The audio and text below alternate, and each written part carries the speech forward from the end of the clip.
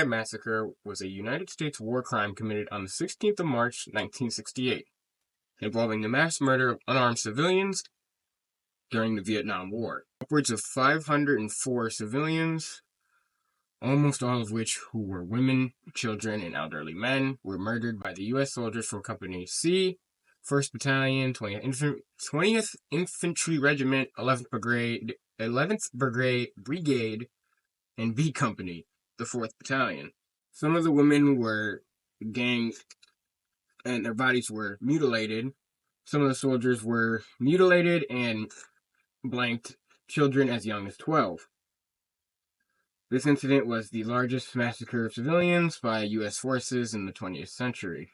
On the morning of the massacre, Company C, commanded by Captain Ernest Medina, Ernest Medina is a large part in this. He is a very, very evil human being. We're going to get into that shortly. He commanded his units to go into one of the village's hamlets, expecting to engage in the Viet Cong's local force, 48th Battalion, which was not present at the time. And then the troops began killing the village residents in search of guerrillas and continued even after they realized that no guerrillas seemed to be present. Villagers were gathered together, held in the open, then murdered with automatic weapons, bayonets, and hand grenades. One large group of villagers was shot in an irrigation ditch, and soldiers also burned down homes and killed livestock. It is not until Officer Hugh Thompson Jr. and his helicopter support crew were credited with stopping the massacre that this came to a halt. Noted that Company B also massacred an additional 60 people in a nearby hamlet. This was originally reported as a battle against the Viet Cong troops and was initially covered up by investigators from the U.S. Army. 26 soldiers were charged with criminal offenses, but only Lieutenant William Cawley Jr. was convicted. He was originally given a life sentence, but served 3.5 years under house arrest after President Richard Nixon commuted his sentence. At Cawley's trial, one defense witness testified that he remembered Medina instructing to, quote, destroy everything in the village that was walking, crawling, or growling. Another testifier gave that Medina ordered to kill all VC combatants and suspects, including women and children, as well as animals, where in response, a hesitant soldier asked, who is my enemy? And Medina gave the response, they're all VC, standing for Viet Cong. Now go and get them. Anyone that was running from us, hiding from us, appears to be an enemy. If a man is running, shoot him. Sometimes, even if a woman is running, check if she has a rifle, then shoot her. Like, listen to this guy. Morning of March 16th, 100 soldiers from Charlie Company, led by Medina, launched a short artillery and helicopter gunship barrage at Sun Mai, a patchwork village of individual homesteads, group settlements, and rice paddy farmers, because they still suspected that VC guerrillas were hiding underground or in the huts. Upon approach, both platoons fired at the people they saw in rice fields or in the brush.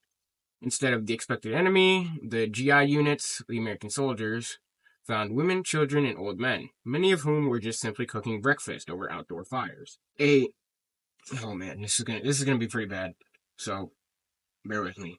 A U.S. Army Criminal Investigation Division got an inquiry from Harry Stanley, a machine gunner from the Charlie Company, who gave a report that stated, when he first observed a member of the 1st platoon strike a Vietnamese man with He first observed a 1st platoon member strike a Vietnamese man with a bayonet.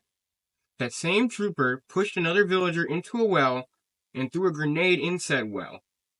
Next, he saw 15 or 20 people, mainly women and children, kneeling around a temple with a burning incense. They were praying and crying. They were all then executed. That's when a large group of approximately 70 to 80 villagers were rounded up by the 1st platoon and led to an irrigation ditch east of the settlement, pushed into the ditch, and executed by soldiers, after repeated orders issued by Cawley. So then, when Staley makes it very clear in his testimony that all of the women and children were screaming and shouting, no VC, which means no Viet Cong. Staley also notes the fact that Cawley several of the soldiers and Kali himself would have to grab the dead mothers off of their children in order to execute the children as well. Like the level of like of heinousness that goes into this, the level of like they're not posing any threat to you at that point. They never were, but like to do all of that as he walked over the piles of people throughout the village. He saw another GI member shoot an M79 grenade launcher into a group of people who were still alive. Keep in mind, most of these killings were done via machine gun. So it wasn't like it was a very messy thing. He also states in the last part of his testimony, word for word, I'm going to read this off the document. As a matter of fact, I don't remember seeing one military-age male in the entire place, dead or alive. Unfortunately, later that day, a third platoon was dispatched to deal with any remaining resistance, who reportedly rounded up and killed a group of 7 to 12 women and children. Over the day, both companies were involved in further burning and destroying destructions of dwellings. And like I noted earlier, there were several R-words that were recorded, and unfortunately no U.S. service member was ever charged for it. But there are several accounts from Vietnamese army men and U.S. army men that state the victims range between 10 and 45, with at least 9 being under the age of 18, and several include gangs, blank, and actual like torture during the act. In an eyewitness book reported by Seymour Hersh, I'll have it up on screen. And thankfully, Officer Hugh Thompson Jr. did intervene with his helicopter crew to at least prevent the damage of that first crew as much as he could.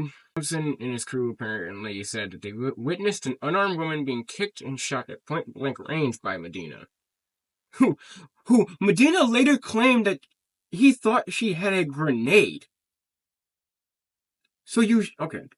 And again, like I said, initial reports claimed that the U.S. forces had engaged into a firefight with 128 Viet Cong. When in reality, the USGI units had murdered upwards of 600-something civilians. A lot of this information is thanks to a freelance journalist, Seymour Hersh, who is, I believe, let me take a deeper look. Yeah, Seymour Hersh, I believe, is the same person who got the eyewitness report of that earlier unfortunate event with the 13-year-old girl, which somehow that soldier was never charged. In an interview with Time Life magazine, Henry Kissinger, who was at the time National Security Advisor to President Richard Nixon, was recorded as saying that he would like to sweep it under the rug. However, they're pretty terrible, I must admit. And unfortunately, like, nothing really ever happened. A court-martial charged 14 officers. Most of them were eventually dropped. The only higher-ranking commanding officer who stood trial on charges was acquitted on December 17th, 1971. And like I mentioned earlier, Cawley's sentence, which was originally life, got reduced to 20 years, and then would eventually serve 3.5 years under house arrest under presidential order. And even after all of that, Ernest Medina, denied giving the orders. Or no, even after he was acquitted of all charges, Medina admitted he had suppressed evidence and had lied to Henderson about the number of civilian deaths. Of the 26 men initially charged, Cawley was the only one convicted. And many people argue that the My Lai court-martials failed to uphold the laws of war established in the Nuremberg and Tokyo war crime tribunals. So, just unfortunately, something that is never reported on by American history.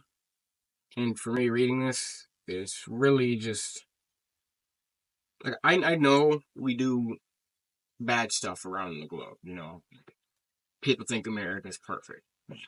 I like truly. This is the first time I've read something and been like, wow, that's like that's something they used to do back in the times of like the Crusades, and like you don't do this now. There are like modern day there's supposed to be at least modern day repercussions for this type of thing. Unfortunately, until the next time, I guess. Thank you guys for watching.